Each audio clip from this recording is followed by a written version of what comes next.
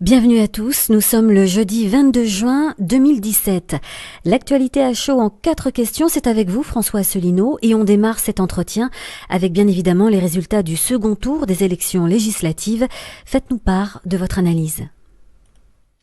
Eh bien bonsoir à toutes et à tous. Je vais essayer d'être assez bref sur ces analyses. J'ai déjà eu l'occasion de les développer très longuement sur notre site internet upr.fr. J'y renvoie les personnes qui me regardent maintenant.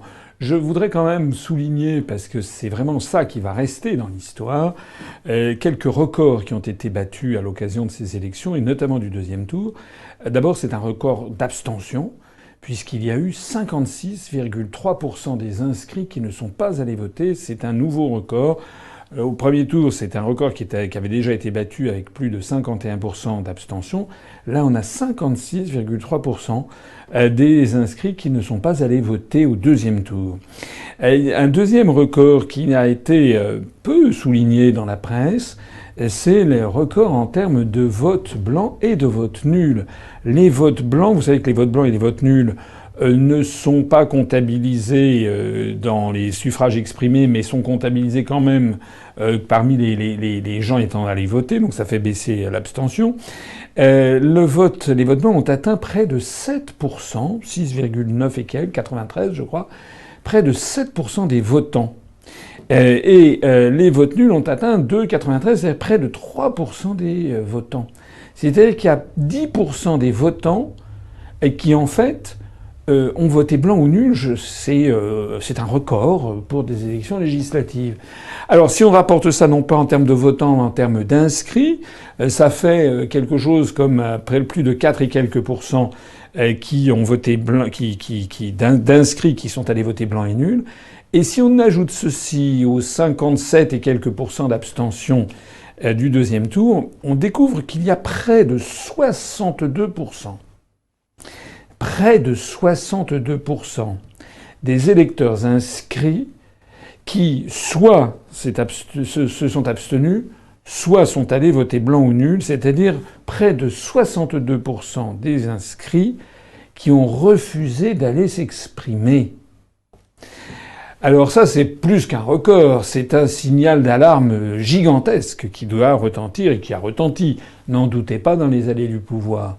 C'est une gifle monumentale qui est adressée non seulement à M. Macron, mais également à l'ensemble de l'oligarchie qui a piloté toutes ces élections manipulées depuis maintenant des mois. En réalité, on a forcé les Français par des processus de manipulation mentale, par l'occupation de 100% ou 90% de l'espace médiatique pour chanter les louanges de M. Macron. Donc les Français, malheureusement, il y en a un certain nombre qui se sont laissés entraîner, mais un grand nombre des autres ont refusé en fait d'entrer dans le jeu. Ça veut donc dire qu'il y a un divorce croissant entre les électeurs et les gens qui dirigent le pays. Alors, il y a une conséquence à ce système, c'est que notre système électoral, qui est un système à 2 tours, uninominal majoritaire à 2 tours, comme on dit, il tient la route lorsqu'il y a 20% d'abstention.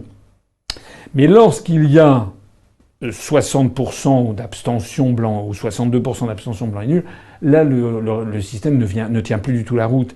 Parce qu'on aboutit à des majorités complètement exagérées qui n'ont plus aucun rapport avec ce que pense la population. Alors ça donne comme résultat cette chose très impressionnante, c'est que la République en marche a obtenu en nombre d'inscrits, pas en nombre de votants, mais en nombre d'inscrits, compte tenu de l'énormité de l'abstention des blancs et nuls, en nombre d'inscrits, République en marche a obtenu 14% des inscrits. Et si on y ajoute le MoDem, je crois que ça fait 16%. Et pourtant, avec le scrutin uninominal majoritaire à 2 tours, eh bien, la République en marche obtient 308 sièges et 350 avec le MoDem, c'est-à-dire 61% des sièges pour 16% des inscrits.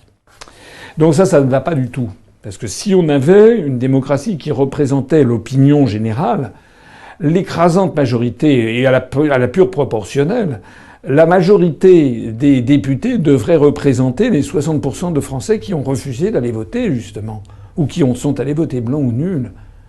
Donc on a en fait un effet d'optique terrible, C'est-à-dire que M. Macron obtient une majorité pour soutenir sa politique, 308 députés.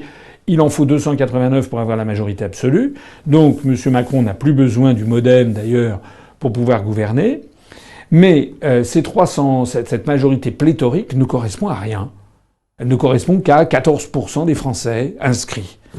On est donc face à un problème majeur qui risque bien entendu, alors tout nouveau tout beau, comme dit le proverbe français, c'est-à-dire qu'actuellement les médias continuent à servir la soupe à Macron. Quoiqu'il commence à y avoir quelques petits couacs, on y reviendra tout à l'heure. Mais bien entendu que lorsqu'à partir de l'automne, les difficultés vont s'amonceler, lorsque notamment le débat au cours de l'été, les ordonnances sur la réforme du Code du travail, tout ceci va se passer dans le dos des Français. Mais lorsqu'à l'automne, que les difficultés vont s'amonceler, on va se rendre compte qu'en fait, M. Macron est soutenu par très très peu de monde et son gouvernement également. Voilà, je pense, les enseignements de ces élections, avec, je le précise aussi, l'émiettement des autres partis. Je ne vais pas redire ce que tout le monde a pu voir. Je renvoie encore une fois à mon analyse. On peut voir en tout cas que les autres partis politiques sont évidemment assez laminés, sauf le Front National, il faut reconnaître, qui multiplie le nombre de ses députés par 4, mais enfin ça ne va pas chercher loin, ça passe de 2 à 8, donc il n'a pas la faculté de créer un groupe parlementaire à lui seul. Comment voyez-vous la nouvelle Assemblée nationale ? L'Assemblée nationale, qui résulte de ce que je viens de décrire, elle, à mon avis, elle va avoir des problèmes.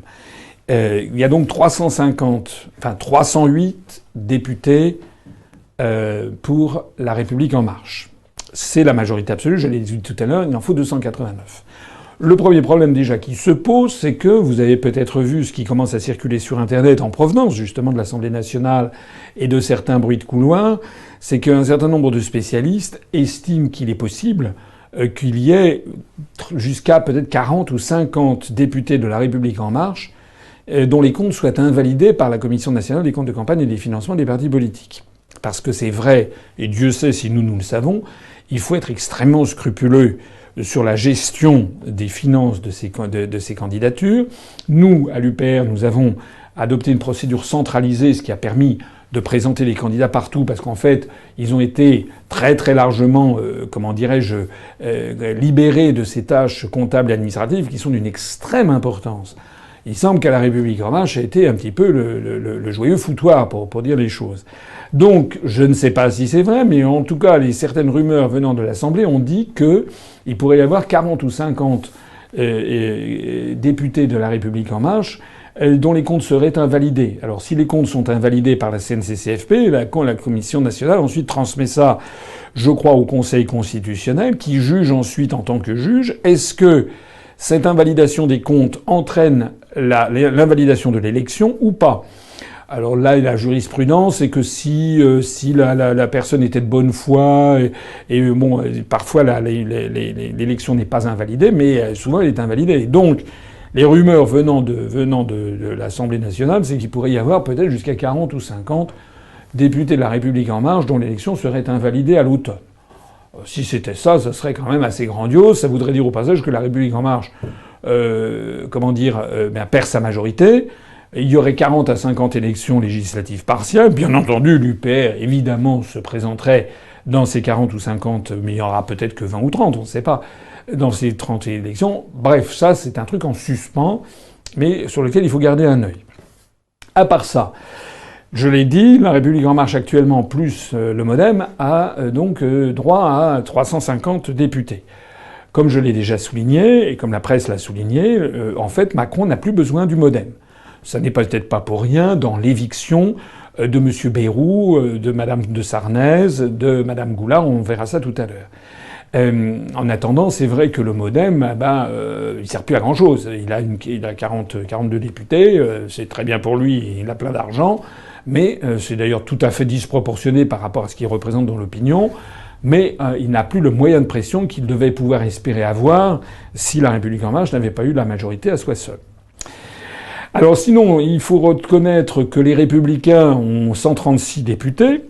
Ce qui représente quand même une certaine catastrophe. Il y en avait 220 et quelques dans la majorité sortante, mais ils sont le premier groupe de l'opposition, entre guillemets, de la prétendue opposition à M. Macron. Alors, vous l'avez vu, mais ça c'est très important, il y a une petite camarilla de députés, il y en a au moins 20-25, il paraît-il que ça pourrait monter jusqu'à 40 ou 50, des Républicains, qui ont décidé de se faire scission et de créer un groupe qui s'appelle les Constructifs. Les Constructifs, c'est pour pas dire en fait les opportunistes qui vont à la soupe. C'est mené par monsieur Thierry Solère, que j'ai connu il y a bien longtemps au Conseil général des Hauts-de-Seine, lorsqu'il était un jeune conseiller général. Donc monsieur Thierry Solère, qui est une espèce de maître Jacques des Républicains, c'est lui qui avait notamment été chargé d'organiser les primaires des Républicains, avec quelques comparses comme M. Franck Riester, enfin des gens dont les dents rayent le parquet, ont envie d'être ministres de M. Macron et de M. Philippe, à l'évidence.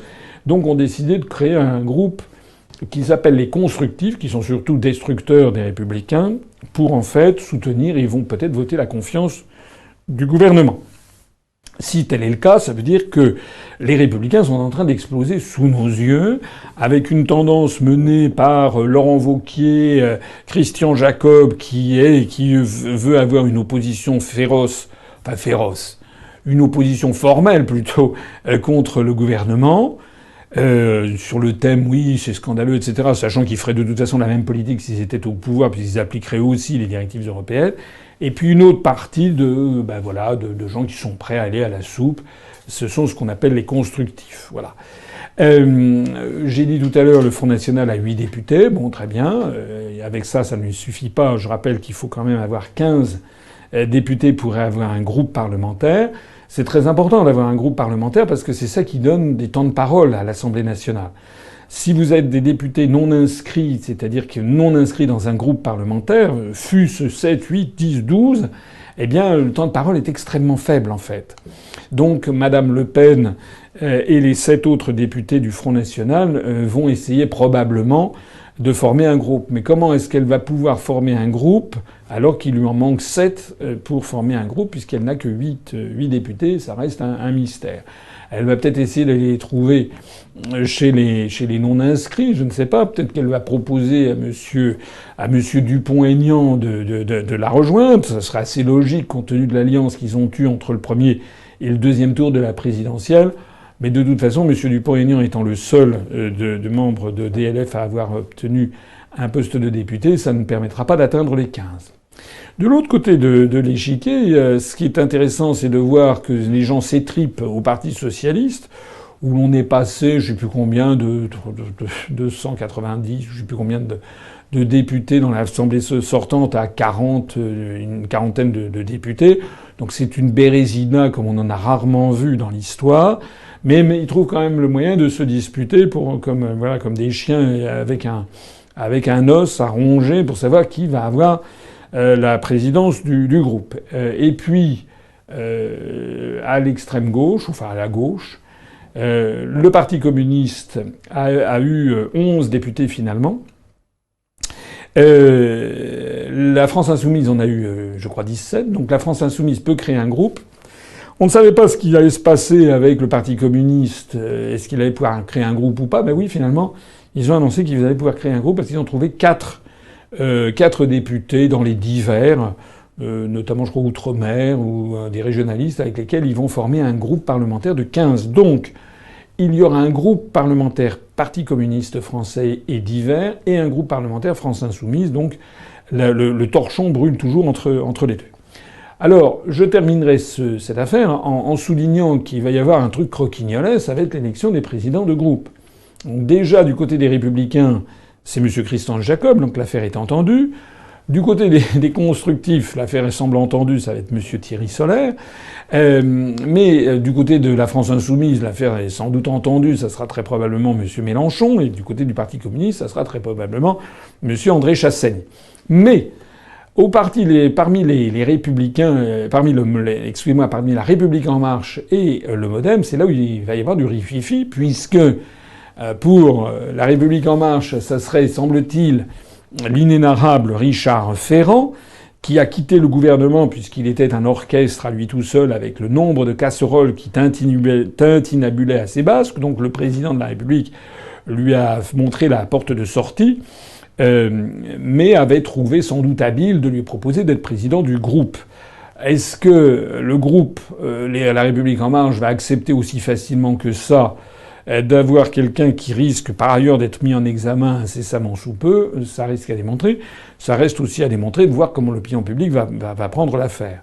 Pareil pour le MoDem, puisque semble-t-il, Madame de Sarnez, qui a quitté le gouvernement dans cette atmosphère un peu crépusculaire du financement des attachés parlementaires du MoDem sur fonds européens. Elle a quitté le gouvernement donc sous la menace d'une mise en examen. Est-ce qu'elle va prendre également la présidence du groupe? Ça ferait quand même pas très très bon effet, me semble-t-il, que les deux piliers de la majorité du gouvernement actuel soient à l'Assemblée nationale dirigés par deux personnes qui seront mises en examen. La suite va être montrée dans les semaines qui viennent. C'est le moment de vous demander ce que vous pensez du nouveau gouvernement Philippe II. Philippe II, on a un peu de mal à se faire à ce gouvernement Philippe. Philippe II, on peut plonger à Philippe II d'Espagne, le fils de Charles Quint, qui avait mené en fait l'Espagne à l'immobilisme, et on avait appelé ça le siècle d'or espagnol, mais c'était en fait le début de la fin. Et Philippe II avait ces de sinistres mémoires, puisqu'il avait notamment mené une politique catastrophique aux Pays-Bas espagnols à l'époque, et c'était lui qui avait été en fait à l'origine involontaire de l'indépendance des Pays-Bas et de la victoire de Guillaume d'Orange. Voilà. Bref, j'arrête là cette petite remarque historique. Le gouvernement Philippe II, il a été marqué par le départ en fanfare de Madame Sylvie Goulard. Moi, je m'en félicite, honnêtement. J'avoue que lorsque j'ai appris qu'elle quittait le gouvernement, j'ai eu le sourire. Parce que, bon, c'est quand même notre pays, la France. Et lorsque quelqu'un qui est, comme était Madame Goulard, était à ce point détestait ce pays dont elle était ministre et avait fait des déclarations à l'emporte-pièce pour dire qu'il fallait plus, j'en avais parlé d'ailleurs d'un direct récent, pour dire qu'il fallait plus acheter français dans l'armée, etc., etc. Enfin, c'était lunaire. Donc elle dégage, et franchement, je crois qu'elle ne sera regrettée par personne. C'est une femme, c'est une nationaliste européiste, une espèce en admiration béate devant l'Allemagne. Il était, voilà, elle a passé 35 jours au gouvernement. Franchement, c'était bien. Mais elle n'est pas partie pour des raisons de raisons d'État, parce que c'était un scandale d'avoir nommé cette personne à ce poste de ministre de la Défense, rappelé le ministère des Armées. Elle est partie, je le disais tout à l'heure, sur ce fond de soupçon de financement par les fonds européens de membres du MoDem, d'attachés du MoDem. Alors, à ce propos, je voudrais dire deux choses sur cette affaire un petit peu obscure. Si j'ai bien compris, on ne reproche pas aux personnes du MoDem qui sont incriminées, c'est-à-dire Madame Goulard, puis ensuite ils sont tombés comme des dominos, Madame de Sarnez et Monsieur Bayrou. On ne leur reproche pas, c'est un enrichissement personnel. On leur reproche d'avoir financé de façon irrégulière et même illégale, sur des fonds venus du Parlement européen, donc des fonds dits européens, d'avoir financé des attachés du MoDem, qui en fait des administratifs du parti MoDem, alors que normalement ces fonds sont censés ne financer que des attachés parlementaires au Parlement européen, à Strasbourg et à Bruxelles. Voilà. Alors, à mon avis, il n'y a quand même pas de fumée sans feu. Si Madame Goulard a présenté sa démission, ça a d'ailleurs plongé dans l'embarras à l'évidence M. Bayrou, parce que le soir même, il a dit c'est une décision strictement personnelle, sous-entendu ça ne me concerne pas. Puis le lendemain, il a été obligé lui-même de s'appliquer cette décision strictement personnelle. Donc à mon avis, ça doit être sans doute assez exact. Ça, d'ailleurs, cette affaire a été balancée par le Front National, puisque le Front National est attaqué sur les mêmes choses. En fait, ça rappelle un petit peu le fait que beaucoup de députés français à l'Assemblée nationale utilisaient leur conjoint ou un membre de leur famille comme attaché parlementaire. Là, c'est une autre affaire, mais qui est illégale au regard des fonds européens. Ce que ça veut dire aussi au passage, ça veut dire quand même que Madame de Sarnez, Monsieur Bayrou, Madame Goulard, si les faits sont avérés, en fait, ils sont européens comme moi je suis moine tibétain. C'est-à-dire qu'en réalité, ils étaient là, ils trouvent très intéressant les financements européens pour financer leur structure politique en France. C'est quand même, si les faits sont avérés, ce serait quand même moins une histoire de détournement de fonds que vraiment un problème d'éthique et de mensonge politique. Ça veut dire qu'en fait, ils en ont rien à faire de l'Europe. En fait, que ce sont des hypocrites. En fait, ils utilisent les fonds qui, normalement, devraient servir à financer les salaires de chargés d'attachés parlementaires lorsqu'ils sont à Bruxelles et à Strasbourg. Mais en fait, comme ça ennuie tout le monde d'être à Bruxelles et à Strasbourg, ils auraient fait ce genre de détournement. Monsieur Bayrou, donc, a dégagé. Alors ça a fait un peu les délices de beaucoup de Français. Faut dire que l'affaire est quand même. Monsieur Bayrou a ramé depuis, c'était même un titre du Figaro, depuis 20 ans ou 25 ans, 30 ans, pour essayer de revenir au gouvernement. Il avait été ministre de l'Éducation sous Jacques Chirac, d'ailleurs un très mauvais ministre de l'Éducation, soit dit en passant. Il avait donc été ministre de l'Éducation sous Jacques Chirac, et ça, il ramait depuis des décennies pour revenir. Finalement, il est garde des Sceaux, ça a duré moins de 35 jours. Franchement, quelle rigolade. Il a eu l'ensemble des rieurs contre lui. Ça prête à réflexion d'ailleurs, et moi j'avoue que je n'ai pas la réponse. Peut-être certains d'entre vous l'ont-ils, je ne sais pas. Et il y a deux façons de lire toute cette affaire. La première façon, c'est de penser que M. Macron et M. Philippe ont été pris au dépourvu. C'est-à-dire qu'ils ne pensaient pas que Mme Goulard démissionnerait et qu'ensuite il y a eu cet effet domino. C'est-à-dire qu'ils se sont dit, les gens du MoDem qui sont toujours là à donner des leçons de morale aux uns et aux autres, ils se sont dit on peut pas rester, on va avoir une pression trop importante. Ce qui irait dans ce sens, c'est qu'on a quand même le sentiment que le nouveau gouvernement a été modifié plus substantiellement qu'il n'était prévu à l'origine. Il y a d'ailleurs eu des délais, ça devait être annoncé à 18h, ça a été reporté d'une demi-heure, 1 heure et quart, etc. Donc il y a eu des délais dans les nominations. On a un peu le sentiment ils ont été un peu pris au dépourvu. C'est une première hypothèse. Si c'est de la bonne hypothèse, ça veut dire que M. Macron, vraiment, n'est pas un fin politique. Et d'avoir nommé des gens qui avaient des casseroles de notoriété publique. La seule chose, c'est que ça n'était pas sorti dans les grands médias, mais ça circulait déjà beaucoup sur Internet ou dans le Canard enchaîné. S'il a fait ça comme ça, c'est quand même très imprudent. Et puis il y a une deuxième façon de voir les choses, c'est à ce moment-là, c'est que ça aurait été fait exprès. C'est-à-dire que M. Macron et M. Philippe auraient délibérément nommé des ministres dont on savait qu'ils allaient chuter prochainement du fait d'une mise en examen, et en particulier, il aurait mis spécialement M. Bayrou à la place de garde des Sceaux, ministre de la Justice, chargé de faire adopter une loi sur la moralisation de la vie politique au même moment où il allait être mis en examen. Cette version des choses n'est pas exclue du tout. C'est même assez vraisemblable sous certains côtés.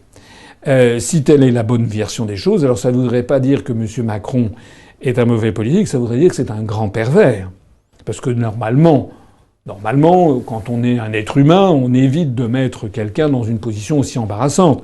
S'il savait qu'il y avait M. Bayrou, etc., allait chuter, il fallait qu'il dise, écoutez, cher ami, la justice en ce moment va œuvrer, il faut absolument je ne peux pas vous nommer maintenant, on va nommer d'autres personnes du MoDem, et puis ensuite, une fois que votre bonne foi a été établie par la justice, à ce moment-là, vous entrerez au gouvernement. Donc voilà, je ne sais pas, chacun aura sa vision des choses. Pour clore sur cette affaire des affaires, justement, il y a quand même le problème qui est apparu, c'est des perquisitions qui ont été effectuées chez Havas et chez Business France pour l'affaire du financement qui, semble-t-il, n'a pas correspondu aux règles des marchés publics lors du déplacement d'Emmanuel Macron à Los Angeles pendant les débuts de la campagne électorale présidentielle sur fonds publics. Et ça n'a pas été suivi, les marchés publics n'ont pas été suivis. Il y a eu un rapport de l'Inspection générale des finances. J'en parle non pas parce que je suis de l'Inspection générale des finances, mais parce que c'est sorti dans le public, c'est de notoriété publique, qui justement a souligné que le code des marchés publics n'avait pas été respecté. Or, c'est la directrice générale de Business France maintenant est membre du gouvernement. Elle est même la ministre du Travail du gouvernement actuel. C'est un peu gênant qu'elle soit maintenue dans ses fonctions. Quoi d'autre encore à dire sur ce gouvernement? Alors maintenant, prenons les uns après les autres. Je vais rien dire sur Gérard Collomb et Nicolas Hulot. Ils sont prorogés. La garde des Sceaux, ministre de la Justice, donc c'est M. Bayrou étant parti et remplacé par une dame qui est Nicole Belloubet, qui est une professeure de droit communautaire d'ailleurs. Elle est une grande spécialiste du droit européen. Elle était auparavant, c'était la première fois qu'une professeure de droit, je crois, était au Conseil constitutionnel. Elle est marquée à gauche, elle est marquée côté Parti socialiste. Mais elle est peu marquée quand même, c'est surtout une professeure de droit communautaire, de droit européen, et donc une technicienne. Le ministre de l'Europe et des Affaires étrangères, donc c'est M. Le Drian, ça ne change pas. La ministre des Armées, donc là ça change, c'est Florence Parly, qui est une énarque, qui vient du budget, qui a été secrétaire d'État au budget sous Lionel Jospin, donc marquée au PS. Elle n'a aucune connaissance particulière du monde de la défense. Rien. Donc ça veut dire qu'elle va être là probablement soit pour faire passer au ministère des Armées la pilule amère des restrictions budgétaires continuelles, soit pour faire un petit contrepoids pour le ministère des Armées, pour qu'il puisse se faire un petit peu moins tondre par le Bercy, par le ministère du Budget, qu'il n'était prévu. C'est possible que ce soit cela, puisque Monsieur Macron s'était quand même engagé à rétablir le budget des armées. On a vu d'ailleurs que Madame Goulard s'était réjouie quasiment de voir son budget diminuer encore. Donc Florence Parly, c'est en fait une femme compétente, comme d'ailleurs Madame Belloubet, une technicienne plus qu'une politique. Le ministre de la Cohésion des Territoires, donc c'était Monsieur Richard Ferrand, qui a donc été prié d'aller voir ailleurs qu'au gouvernement la suite de sa carrière. Et donc il est remplacé par Jacques Mézard, qui est un célèbre inconnu, qui est, je crois, radical de gauche, radical socialiste. Je rappelle au passage d'ailleurs que l'UPR, aux élections législatives, au premier tour, a obtenu plus de voix que le parti radical de gauche de M. Mézard. M. Mézard avait été nommé, est un sénateur, avait été nommé ministre de l'Agriculture. Il n'avait jamais été agriculteur. Le voici maintenant ministre de la Cohésion des Territoires. On va voir ce que ça va donner. Ministre des Solidarités et de la Santé, c'est Madame Agnès Buzyn qui est prorogée. Depuis qu'elle a pris ses fonctions, elle n'a fait pour l'instant essentiellement qu'un scandale. C'est d'annoncer qu'elle voulait forcer tous les enfants à avoir 11 vaccins d'un coup, ce qui prête quand même à un certain nombre de problèmes, parce que le DT polio soit imposé aux enfants, ça dont acte. Tous les spécialistes sont d'accord. L'hépatite B, qui est une maladie sexuellement transmissible et dont le vaccin est réputé ayant parfois des conséquences terribles en matière, justement, elles peuvent provoquer, il y aurait des cas suffisamment significatifs en nombre pour que l'alerte ait été donnée, comme quoi ça pourrait provoquer des maladies auto-immunes. Administrer un vaccin comme ça à des nourrissons, alors que c'est une maladie sexuellement transmissible, c'est quand même un petit peu pousser le bouchon loin. En attendant, elle est maintenue à son poste. De même que M. Bruno Le Maire est maintenu au poste de ministre de l'économie. De même que Mme Françoise Nyssen est maintenue au ministère de la Culture. De même que Mme Muriel Pénicaud, donc c'est celle dont je parlais tout à l'heure, est maintenue au ministère du Travail, c'est-à-dire l'ancienne directrice de Business France. On va voir si elle va y rester. Le ministre de l'Éducation nationale, c'est M. Blanquer qui est maintenu. Le ministre de l'Agriculture et de l'Alimentation, c'est un nouveau venu, c'est un type qui s'appelle M. Stéphane Travert. M. Stéphane Travert qui a été mis là. Voilà. J'ai regardé son pédigré. J'ai l'impression qu'il n'a aucune connaissance particulière de l'agriculture, mais bon, voilà, il a été mis là. Le ministre de l'Action et des Comptes Publics, Gérald Darmanin, donc c'est-à-dire sans doute le ministre du Budget, c'est une autre façon de présenter les choses. Lui, c'est un ancien UMP. Le ministre de l'Enseignement supérieur et de la Recherche et de l'Innovation, Frédérique Vidal. Le ministre des Outre-mer, Annick Girardin. Ministre des Sports, Laura Flessel. Tout ceci, c'est comme auparavant. Petite anecdote d'ailleurs, lors de la présentation, M. Colère, qui présentait la liste du nouveau gouvernement du côté des jardins. Alors la presse en a fait tout un truc, c'est incroyable, c'est présenté sur le parvis, c'est pas présenté dans la cour, mais c'est présenté côté jardin. En fait, tout le monde s'en fiche. Bon. Mais il paraît que c'était la grande information de la journée. Au cours de cette présentation, comment dirais-je, Monsieur Colère, c'est un petit peu mélangé les pinceaux et au lieu de présenter ministre des Sports, il l'a présenté comme ministre des Transports. Madame Laura Flessel. Ma vérification faite, elle n'est pas transport, elle est seulement sport.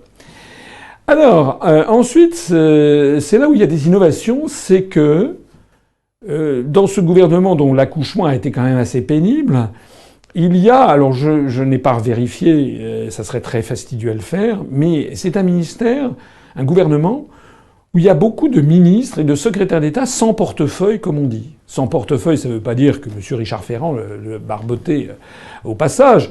Ça veut dire qu'ils n'ont pas d'attribution particulière. Alors ça arrive régulièrement, c'est quand même rare. C'est quand même rare, ça faisait longtemps que c'était pas arrivé, qu'il y ait des ministres sans portefeuille, c'est-à-dire un petit peu, on leur donne des missions comme ça les unes après les autres, donc ils sont au gouvernement. Souvent, c'est des amis du Premier ministre que l'on mène comme... Enfin, souvent.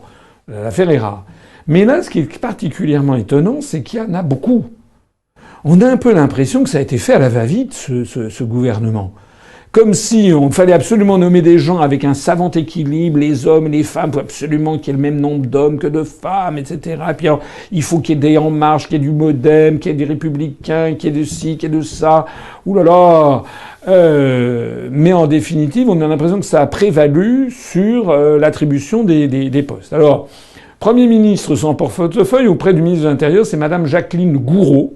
Madame Jacqueline Gouraud, qui est en fait du Modem, qui est une sénatrice du Modem, qui a été parmi les premières à apporter son soutien comment dirais-je, comme c'était la première, c'était un soutien de poids à monsieur Macron. Alors elle est ministre sans portefeuille. Qu'est-ce qu'elle va faire exactement? On ne sait pas. Peut-être qu'elle va s'occuper de la gestion des collectivités locales. Mais pourquoi ne pas l'avoir à ce moment-là nommé ministre délégué auprès du ministre de l'Intérieur chargé des collectivités locales? Peut-être parce qu'ils ne savent pas très bien comment ça va s'articuler avec le portefeuille donné à monsieur Mézard tout à l'heure sur la cohésion des territoires. Bon. En attendant, Madame Gouraud va être obligée de se faire une place dans ce gouvernement. Ensuite, auprès du ministre de la Transition écologique et solidaire, c'est-à-dire donc auprès de monsieur Hulot, il y a une ministre chargée des Transports qui est Madame Elisabeth Borne. Le jeu des 1000 bornes, c'est pour les transports, ça s'est bien trouvé. En fait, c'est une spécialiste, c'est quelqu'un une énarque qui a été, je crois, à la SNCF, qui a été ici ou là, et donc qui est non, je crois que c'est une polytechnicienne. Excusez-moi, je crois qu'elle a fait Polytechnique, elle a fait l'école des ponts et chaussées, je crois que c'est ça, je me suis trompé. Et donc c'est une très bonne technicienne, mais ce n'est pas une politique en particulier. Auprès du ministre de l'Europe, de M. Le Drian, il y a une ministre chargée des Affaires européennes qui remplace donc Madame de Sarnez. Elle s'appelle Nathalie Loiseau. Nathalie Loiseau, ce n'est pas une énarque, mais elle était directrice de l'ENA. C'était d'ailleurs la première fois, sauf erreur, qu'il y avait une directrice de l'ENA qui n'était pas énarque. Donc Loiseau, Madame Loiseau, en fait, a passé 25 ans de sa vie au Quai d'Orsay.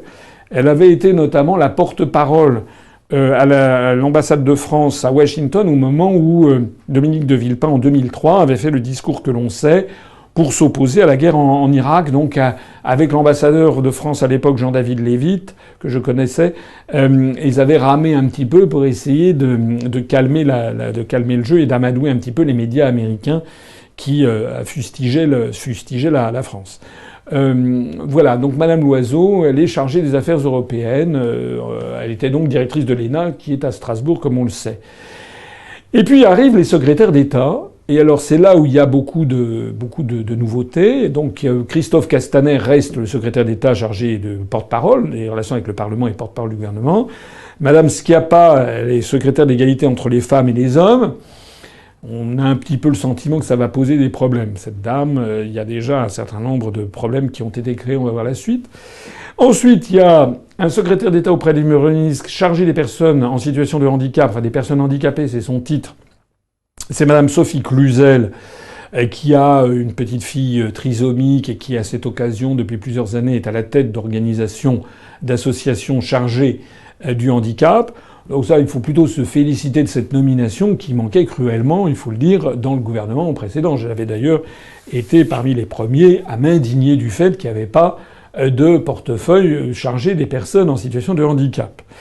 Monsieur Mounir Majoubi conserve son poste de secrétaire d'État chargé du numérique. Il le conserve d'autant plus qu'il est le tombeur de monsieur Cambadélis lors de l'élection législative à Paris dans le 19e arrondissement.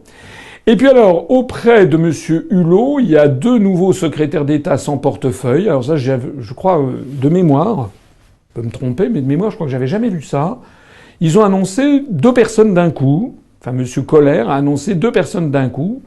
Sébastien Lecornu et Brune Poisson comme étant secrétaire d'État sans portefeuille auprès de monsieur Hulot. Alors qu'est-ce que ça veut dire? Ça veut dire que monsieur Hulot a dû faire un caprice et qu'il a dû dire, vous comprenez, j'ai besoin d'avoir des aides, et donc on lui a fourni 2 aides, donc ce monsieur Lecornu et cette madame Poisson. Monsieur Lecornu, qui, sauf erreur de ma part, je crois, vient des Républicains, donc c'est un lemériste, si je crois bien savoir. Et madame Brune Poisson, qui a été, notamment, je crois qu'elle a passé du temps sur des questions écologiques, notamment en Inde, je crois. Enfin, ce sont des gens sans doute jeunes. Bon, c'est bien, a priori, mais pas spécialement très marqués politiquement, sauf peut-être monsieur Lecornu. On va voir, mais en tout cas, leur portefeuille n'est pas très clair. Un autre secrétaire d'État sans portefeuille auprès du ministre de l'Europe et des Affaires étrangères, M. Jean-Baptiste Lemoyne. Bon, je ne sais pas là aussi ce qu'il va faire. Peut-être va-t-il hériter du secrétariat d'État chargé du commerce extérieur, qui manque cruellement. Mais pourquoi ne pas l'avoir nommé ministre du commerce extérieur, ministre délégué ou secrétaire d'État? Dieu seul le sait. Un secrétaire d'État sans portefeuille auprès du ministre des Armées, de la ministre des Armées, c'est Mme Geneviève Darrieussecq, qui est une MoDem. Façon pour M. Macron et M. Philippe de montrer qu'ils veulent que le MoDem reste dans la majorité, puisque donc il y a eu Mme Jacqueline Gouraud et Mme Geneviève Darrieussecq qui représentent le MoDem. Alors qu'est-ce qu'elle va faire auprès du ministre des Armées? C'est peut-être elle qui va être chargée des anciens combattants, poste qui là aussi manque cruellement, hein, le poste sur la mémoire, les anciens combattants. Mais pourquoi ne pas l'avoir nommé comme ça? Je ne sais pas. Auprès du ministre de la Cohésion des Territoires, un secrétaire d'État sans portefeuille, c'est M. Julien Denormandie. Ben, je ne sais pas.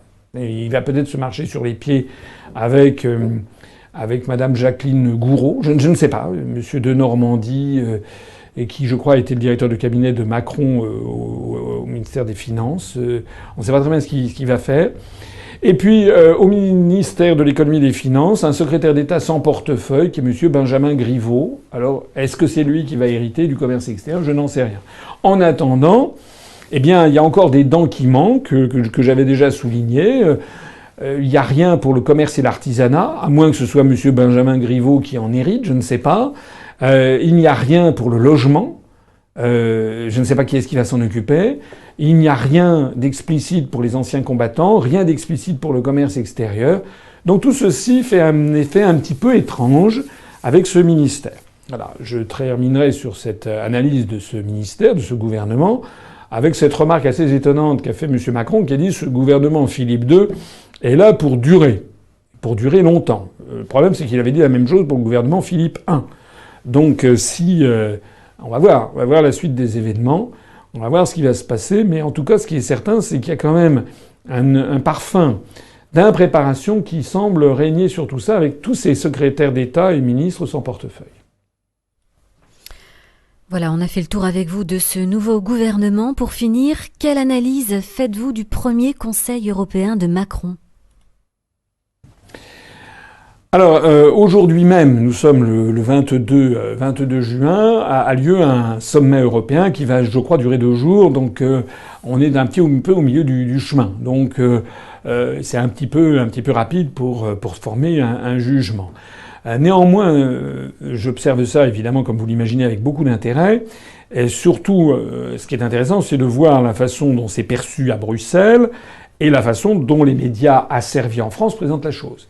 On nous a présenté en France, un certain nombre de médias ont présenté Monsieur Macron, taratata, j'arrive, voilà ma volonté sur l'Europe. Il a fait des déclarations au Figaro où il a dit que l'Europe ne devait pas être un supermarché, que c'était un destin en commun. C'est très gentil de dire comme ça au Figaro et devant la presse internationale qu'il avait fait venir à l'Élysée, l'Europe est un destin en commun. Mais ça, c'est très facile de dire ça quand on est tout seul. Le problème, c'est quand on est 28. Et là, évidemment, ça commence à coincer. Parce que d'après les premières informations qui arrivent de Bruxelles, monsieur Macron s'est heurté à un certain nombre d'os tout de suite. Il a été très gentiment accueilli. Oui, il a sauvé l'Europe. Les Français ont voté pour un projet européen. Enfin, ça, c'est ce qu'on raconte. Alors que les Français ont voté très chichement. Je rappelle qu'il n'y a que 40 et quelques pourcents, 42% des Français inscrits qui ont voté pour M. Macron au deuxième tour, et une grande partie d'entre eux ont voté pour barrer la route à Mme Le Pen. Mais c'était pas spécialement pour soutenir un projet européen. Alors M. Macron a dit qu'il voulait une Europe qui protège. Une Europe qui protège, et alors il est arrivé à Bruxelles, semble-t-il, et il a lancé l'idée qu'il fallait absolument protéger les industries, notamment dans les secteurs sensibles, des investissements étrangers, notamment chinois. C'est d'ailleurs assez cocasse qu'il s'attaque aux investissements chinois quand on pense qu'il a vendu, par exemple, la gestion de l'aéroport de Toulouse à des intérêts chinois qui, d'ailleurs, se sont révélés être des escrocs. Il avait été roulé dans la farine. Bon, peut-être que ça lui a servi de leçon. En attendant, il a donc dit qu'il fallait que l'Europe se protège contre les investissements chinois dans les industries de haute technologie, et donc qu'elle ait une espèce de regard et éventuellement qu'elle interdise. Il a même cité en exemple les États-Unis d'Amérique. Je me demande par moments s'il n'a pas vu un certain nombre de mes conférences, M. Macron, parce que c'est exactement ce que je ne cesse de dire. Mais s'il a vu mes conférences, il aurait dû aller jusqu'au bout, parce que qu'est-ce que je dis dans mes conférences? Je dis qu'il y a le stratagème des chaînes, c'est que ça bloque toujours, il n'y a jamais l'unanimité. Ben là, bingo, c'est exactement ce qui s'est produit. C'est-à-dire que l'Allemagne, semble-t-il, a doucement soutenu, discrètement, la position de Macron, Mme Merkel, parce qu'il y a un certain nombre, il y a eu récemment une grande entreprise de haute technologie allemande qui a été rachetée pour 4,6 milliards d'euros par un géant chinois qui s'appelle Midea. Donc ça a fait grand bruit outre-Rhin, donc elle l'a un petit peu soutenu, sauf que aussitôt, vous avez eu le Portugal, la Grèce qui ont dit hors de question de réglementer les investissements chinois, parce que le Portugal, la Grèce, ils ont justement besoin d'investissements étrangers. Et comme les investissements venus d'Europe ne se précipitent pas en ce moment en Grèce, c'est le moins que l'on puisse dire, eh bien ils veulent que ça perdure. Donc, encore une fois, la parfaite situation d'autoblocage. Et alors, dans la presse française, on dit voilà, M. Macron veut imposer ça, mais en fait, si vous allez regarder un petit peu plus près, c'est un échec. Voilà, il a été complètement isolé sur cette affaire. Et donc le seul truc dans le communiqué final qui, paraît-il, est en préparation au moment où je parle, il sera simplement question de demander à la Commission européenne son avis, quoi. Enfin, une espèce de façon pour noyer le poisson en sauvant la face de celui qui a lancé ça. C'est pas la seule déconvenue, il y en a une deuxième qui est arrivée, puisque M. Macron est parti en guerre contre les travailleurs détachés. Et même chose, d'ailleurs, il s'est retrouvé en phase avec l'Allemagne, qui souffre effectivement de cette procédure des travailleurs détachés, dont vous savez, je rappelle que ce sont des travailleurs, par exemple, venus de Pologne, de Roumanie, de Bulgarie, des pays baltes, qui sont en France et qui sont payés avec des salaires français, généralement le SMIC, mais avec les charges salariales, les cotisations patronales et salariales des pays d'origine, c'est-à-dire beaucoup moins. C'est évidemment un torrent en faveur des travailleurs de ces pays qui viennent en France ou en Allemagne. Alors l'Allemagne et la France sont en désaccord avec ce système qu'ils ont pourtant accepté, mais ils n'avaient qu'à pas l'accepter. Et donc ils veulent essayer de revenir dessus, mais comme je l'ai déjà dit plusieurs fois, y compris pendant la campagne présidentielle d'ailleurs, eh bien la Pologne, les pays baltes, la Hongrie, la Roumanie, la Bulgarie, etc. refusent de faire toute modification que ce soit dans ce domaine. C'est-à-dire que M. Macron... alors il a utilisé des mots assez extraordinaires quand même, puisqu'il a dit comment est-ce que je peux ensuite vendre le projet européen aux classes moyennes françaises, etc. Lorsqu'elles voient ça, voilà, et ben voilà. Ben, M. Macron, il est en train de constater sur le terrain exactement ce que je disais pendant la campagne. Ainsi s'achève ce 45e entretien d'actualité. Merci de l'avoir suivi. Le dernier mot, il est pour vous, François Asselineau. Un mot pour conclure. Un mot pour conclure, je vais dire, pour le coup, je vais dire quelque chose. Je vais saluer une déclaration de M. Macron. Mais c'est un petit stratagème chinois. Ça s'appelle une épée derrière un sourire. Qu'est-ce que je veux dire par là? C'est que M. Macron a stupéfié le monde entier, enfin les gens qui s'intéressent, lorsqu'il s'est exprimé il y a quelques jours sur la situation en Syrie, en disant que désormais la priorité de la France devait être de lutter contre le terrorisme, avec tout le monde, y compris avec la Russie. Et quand il a dit que de toute façon, Bachar el-Assad, pour l'instant, on ne lui voyait pas de successeur légitime. Alors qu'est-ce que ça veut dire? Ça veut dire tout simplement, et ça a été interprété comme ça par les prétendus opposants syriens, ça veut dire tout simplement que M. Macron est en train de faire un virage à 180 degrés par rapport à ce qui était la politique de Fabius, par exemple, ou de Hollande sur cette affaire sur cette affaire syrienne. C'est-à-dire de reconnaître que finalement, on ne peut pas faire sans Bachar el-Assad. Or, cette déclaration a été peu médiatisée en France, un petit peu, mais pas beaucoup. Mais en revanche, elle a fait grand bruit chez les Syriens qui ont émigré à Londres, etc., chez les pousses au crime, parce qu'en fait, M. Macron reconnaît qu'on ne peut pas faire sans Bachar el-Assad. Alors, ça sera le mot de la fin, c'est que moi je salue cette déclaration, parce que c'est une déclaration de réel politique, comme on pourrait dire. C'est une déclaration de bon sens politique et de bon sens géopolitique, dont acte. Et là, pour une fois, on me reproche d'être toujours critique. Non, pour une fois, je dis que M. Macron a raison d'avoir dit ça. Mais, je rappelle quand même que pendant l'élection présidentielle, il disait tout autre chose. Et quoi, moi je me rappelle avoir été interrogé pendant l'élection présidentielle. Vous savez, il y avait eu cette affaire, un bombardement avec des produits chimiques là, qui avaient été aussitôt attribués à Bachar el-Assad. Et d'ailleurs, M. Macron avait dit qu'il se félicitait que les Américains aient bombardé. D'ailleurs, je observe que ce bombardement aux armes chimiques, plus personne n'en parle. On ne sait pas ce que c'est devenu, on ne sait pas. Et moi, quand j'avais été interrogé à la télévision pendant l'élection présidentielle, j'avais été mis sous une pression, une intimidation de la part de journalistes qui étaient là pour faire comme si c'était un scandale que je ne veuille pas attribuer ça à Bachar el-Assad, comme si j'étais un suppôt de Bachar el-Assad qui était une espèce de nouvel Hitler ou de nouveau Staline, et comme si c'était un véritable scandale ma position. Mais en définitive, qui avait raison? C'est moi qui avais raison, c'est M. Macron qui mentait à ce moment-là, parce qu'il allait tout à fait dans le sens de ce que souhaitait l'oligarchie. Alors, on va voir la suite des événements. En attendant, un bon point pour M. Macron maintenant, un mauvais point lorsqu'il était candidat à l'élection présidentielle. Sur ce, je m'arrête. Je ne veux pas faire un truc très long. J'en ai quand même beaucoup parlé déjà du gouvernement et des conséquences. La prochaine fois, nous ferons donc un direct. Ça sera le jeudi 29 juin. Un direct où je répondrai à toutes vos questions. Avant de conclure, le dernier mot de la fin, ça sera n'oubliez pas d'adhérer à notre mouvement. Le rythme des adhésions, comme c'est normal, c'est vraiment a beaucoup baissé puisque les élections sont passées. On entre en période, non pas d'hibernation, mais en période estivale. N'oubliez pas quand même que notre mouvement politique a besoin de vous, a besoin de votre soutien financier, a besoin de vos adhésions. Donc je vous le demande. Et vous voyez d'ailleurs que ce qui est en train de se passer sur la scène politique montre que le nouveau gouvernement n'est pas bien parti. Je vous le demande, il va y avoir des résultats électoraux, des nouvelles échéances électorales peut-être dès cet automne avec des invalidations de législatives, certainement en tout cas les élections européennes de 2018. Il faut qu'on soit prêt. N'hésitez pas, rejoignez-nous. Merci, vive la République et vive la France. Retrouvez nos analyses, nos propositions, adhérez ou faites un don sur upr.fr. Retrouvez-nous aussi sur Facebook pour partager des idées et participer au direct. Twitter pour suivre les réactions de François Asselineau au jour le jour. YouTube pour ne rater aucune de nos vidéos. Pour nous aider à rétablir la démocratie, poussez-nous, abonnez-vous, partagez.